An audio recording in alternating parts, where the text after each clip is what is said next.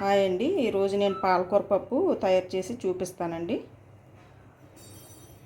పప్పుని మనం కొద్దిగా వేపుకోవాలండి. కందిపప్పు వేపుకొని కడిగి పెట్టుకొని వాటర్ వేసుకోవాలండి. వాటర్ వేసుకున్నానండి కందిపప్పులో. దీంట్లో పాలకూర కట్ చేశానండి.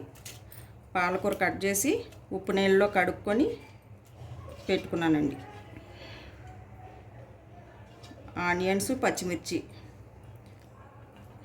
కాస్త వెల్లుల్లి, కొద్దిగా చింతపండు, కొద్దిగా కారం, కొద్దిగా పసుపు వేసుకున్నానండి అన్నీని. ఇప్పుడు కుక్కర్ పెట్టి మనం పప్పుని ఉడికిద్దామండి. స్టవ్ వెలిగించుకోవాలండి. కుక్కర్ అయిపోయిందండి. పప్పు మెదిపేసుకోవాలండి. పచ్చిమిర్చి తీసేస్తున్నానండి పక్కకి. పప్పు మెదుపుకోవాలి కదా, ఘాటు వచ్చేస్తుంది. కొద్దిగా సాల్ట్ వేసుకోవాలి. సాల్ట్ వేసుకొని ఒకసారి మెదుపుకోవాలండి. నేను పప్పులో పాలకూర ఎక్కువ వేస్తానండి, ఎందుకంటే పాలకూర చాలా మంచిది కదా. పప్పు వేపుకొని పాలకూర వేసుకొని పప్పు చేసుకుంటే చాలా బాగుంటుందండి టేస్టు.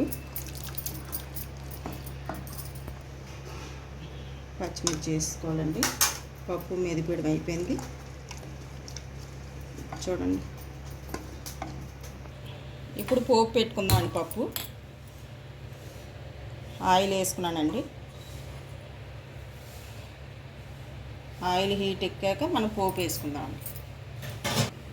పోపు అండి.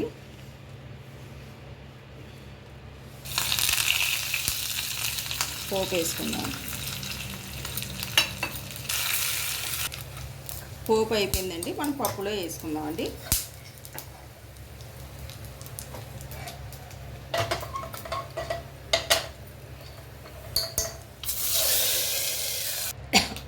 పప్పు రెడీ అయిపోయిందండి. పోపు వేసాను కదా, పప్పు రెడీ అయిపోయింది. పప్పు అయిపోయిందండి. చాలా బాగుంటుందండి. మీరు కూడా ట్రై చేయండి. టేస్ట్ అయితే మాత్రం అదిరిపోద్ది. మీకు కనుక వీడియో నచ్చినట్టయితే మా ఛానల్ని సబ్స్క్రైబ్ చేయండి. థ్యాంక్ యూ అండి.